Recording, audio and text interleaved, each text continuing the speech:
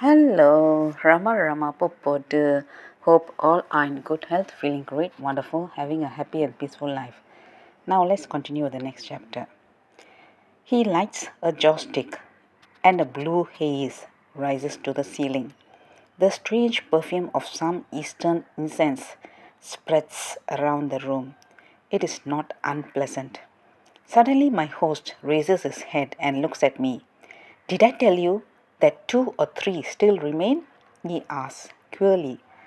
Ah, yes, I said that. Once I knew a great sage. It was a privilege about which I rarely speak to others now. He was my father, guide, master, and friend. He possessed the wisdom of a god.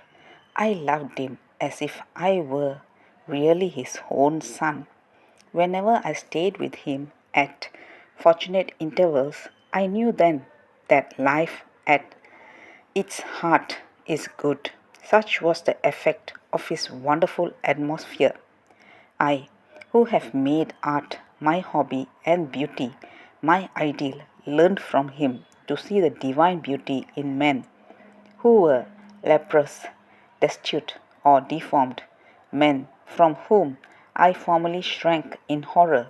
He lived in a forest hermitage, far from towns. I stumbled upon his retreat seemingly by accident. From that day I paid him several visits, staying with him as long as I could. He taught me much, yes. Such a man could give greatness to any country.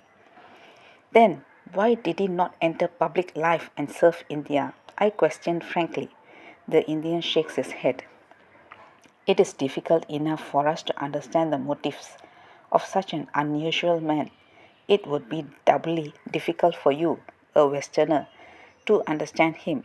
His answer might probably be that service can be rendered in secret through the telepathic power of the mind. That influence can be exerted from a distance in an unseen, yet no less potent manner. He might also say that a degenerate society must suffer its destiny until the fated hour of relief strikes. I confess to being puzzled by this answer. Quite so, my friend. I expected that, observes the other. After that memorable evening, I visited the Indian's home many times, drawn by the lure of his unusual knowledge as much as by the attractiveness of his exotic personality. He touches some coiled spring among my ambitions and releases into urgency the desire to fathom life's meaning. He stimulates me less to satisfy intellectual curiosity than to win a worthwhile happiness. One evening, our conversation takes a turn which is destined to have important results for me. He describes on occasions the queer customs and peculiar traditions of his countrymen. Sometimes he portrays in words a few of the types who people his amazing land.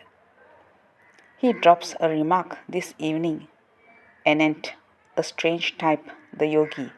I possess but a vague and incoherent idea of what the term really means.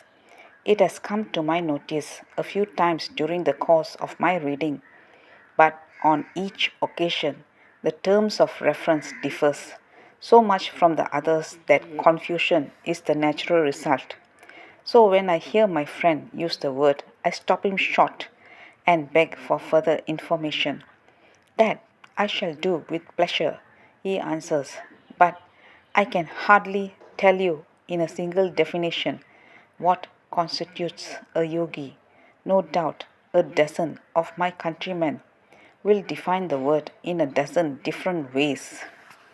Let's continue the next chapter. Thank you. Bye bye. Rama Rama Pupod.